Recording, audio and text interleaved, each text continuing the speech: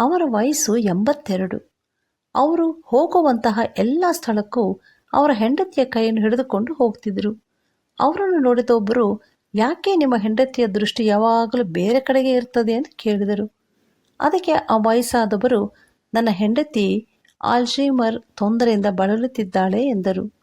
ಅದಕ್ಕೆ ಆ ವ್ಯಕ್ತಿ, ನೀವು ಇವರನ್ನು ಮನೆಯಲ್ಲಿ ಬಿಟ್ಟರೆ ಅವರು ವ್ಯಸನ ಪಡುತ್ತಾರೆ ಎಂದು ಕೇಳಿದನು. ಅದಕ್ಕೆ ವಯಸ್ಸಾದವರು, ಖಂಡಿತವಾಗಿಯೂ ಇಲ್ಲ, ನಾನು ಯಾರು ಎಂದು ಅವಳಿಗೆ ನೆನಪಿಲ್ಲ, ಅವಳು ನನ್ನನ್ನು ಗುರುತಿಸುವುದಿಲ್ಲ ಎಂದನು. ಮತ್ತೆ ಆ ವ್ಯಕ್ತಿಯು, ಅವರು ನಿಮ್ಮನ್ನು ಮರೆತಿದ್ದರೂ ನಿಮ್ಮನ್ನು ಗುರುತಿಸದೇ ಇದ್ದರೂ ನೀವು ಯಾಕೆ ಅವರನ್ನು ಬಿಡುವುದಿಲ್ಲ, ಹೋಗುವಂತಹ ಎಲ್ಲ ಸ್ಥಳಗಳಿಗೆ ಯಾಕೆ ಕರ್ಕೊಂಡು ಹೋಗ್ತೀರಾ ಎಂದು ಕೇಳಿದನು.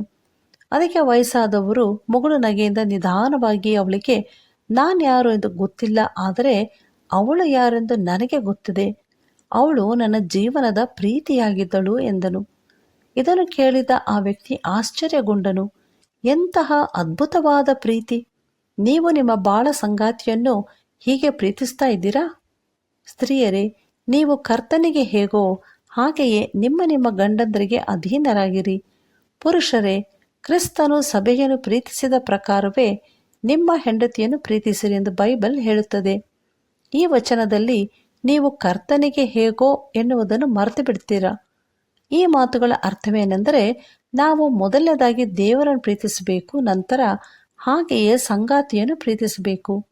ದೇವರು ನಮ್ಮ ಜೀವಿತದಲ್ಲಿ ತನ್ನ ಚಿತ್ತವನ್ನು ನೆರವೇರಿಸಲು ಸಂಗಾತಿಯನ್ನು ಕೊಟ್ಟಿರುವನು. ಹೀಗಾಗಿ ನಾವು ದೇವರಿಗೆ ವಿಧೇಯರಾಗಿ ದೇವರು ನೀಡಿದ ಸಂಗಾತಿಯೊಂದಿಗೆ ಸಂತೋಷವಾಗಿರಬೇಕು.